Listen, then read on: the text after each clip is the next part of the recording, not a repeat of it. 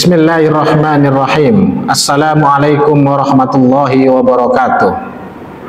Baik teman-teman mahasiswa yang dirahmati Allah, pada kesempatan atau pertemuan kali ini saya akan membahas masalah larangan-larangan dalam ekonomi Islam.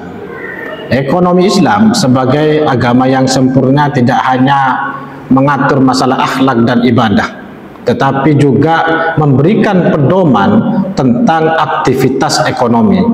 Hal ini dilakukan dalam rangka menciptakan keadilan, menciptakan kemaslahatan, serta keseimbangan sosial. Oleh sebab itu dalam syariah diatur adanya larangan-larangan seperti gharar, maisir, dan riba. Dengan kita mengetahui larangan-larangan tersebut, kita tidak hanya menjaga harta atau aset kita dari suatu yang haram, tetapi turut juga mewujudkan sistem ekonomi yang etis, inklusif, dan berkelanjutan. Gharar adalah sebuah ketidakpastian atau suatu praktek yang dilarang. Gharar ini menunjukkan adanya ketidakpastian atau ambiguitas atau risiko yang berlebihan dalam suatu transaksi. Transaksi yang mengandung gharar dilarang karena dapat merugikan salah satu pihak dan menyebabkan perselisihan. Gharar sendiri dibagi menjadi 3. Pertama, gharar fahisi, yang kedua adalah gharar yasir, yang ketiga adalah gharar mutawasid. Gharar fahisi adalah gharar ketidakpastian mayor yang membatalkan kontrak, misalnya menjual ikan di laut. Yang kedua adalah gharar yasir, ketidakpastian minor yang dapat ditoleransi, misalnya sedikit perbedaan saat kita menjual beli produk atau berat produknya itu berbeda. Yang ketiga adalah gharar mutawasid. Antara fahisi dan yasir ini perlu dievaluasi untuk memitigasi adanya potensi gharar tersebut. Nah, bagaimana dalam praktek kehidupan kita? Yang pertama adalah jual beli benda gaib, menjual barang yang belum ada wujudnya atau tidak jelas keberadaannya, seperti buah masih atau buah yang ada di pohon. Itu kan adanya ketidakpastian di sana itu. Apakah buah itu akan matang secara sempurna atau malah busuk? Yang kedua adalah asuransi konvensional.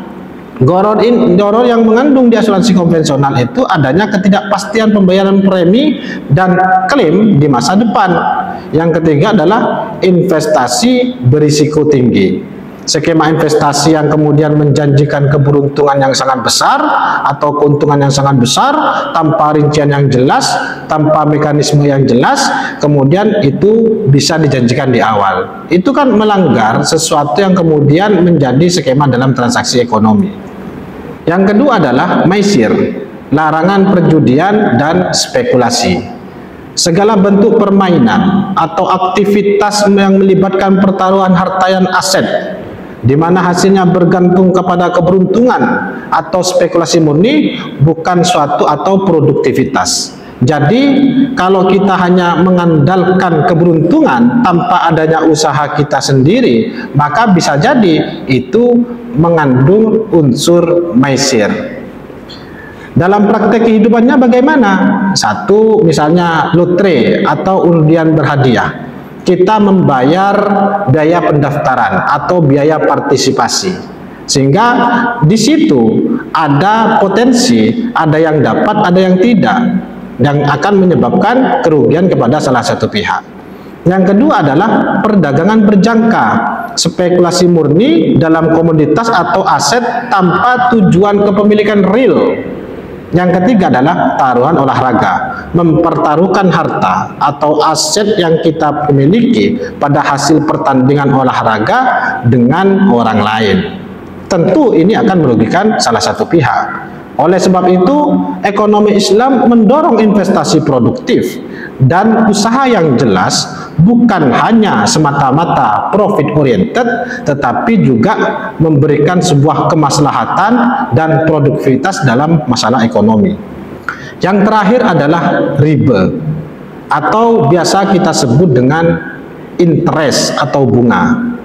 Riba adalah tambahan atau kelebihan yang diambil dalam suatu transaksi pertukaran barang sejenis atau pinjaman uang. Ini dilarang keras dalam Islam karena dianggap tidak adil dalam eksploitasi. Wa halallahu al-bai' wa harramar riba. Riba sendiri ada dua. Pertama riba fadl, yang kedua adalah riba nasi'ah. Riba fadl adalah kelebihan dalam pertukaran barang sejenis. Misalnya kita menukar 1 kilogram gandum bagus ditukar dengan 1,5 kilogram gandum jelek. Yang kedua adalah riba nasi'ah, kelebihan yang diambil karena penangguhan waktu pembayaran, paling umum dalam pinjaman interest. Dampak riba ini adalah meliputi ketidakadilan sosial, ketidakstabilan ekonomi, dan konsentrasi kekayaan pada segelintir orang. Sehingga yang kaya semakin kaya, yang miskin semakin miskin. Oleh sebab itu, pertama kita hindari gharar. Pastikan kejelasan dalam setiap transaksi. Yang kedua adalah jauhi maisir. Tolak segala bentuk perjudian dan spekulasi. Yang ketiga adalah tinggalkan riba. Pilih transaksi yang bebas dari bunga dan memilih transaksi yang berprinsip syariah. Mungkin seperti itu. Assalamualaikum warahmatullahi wabarakatuh.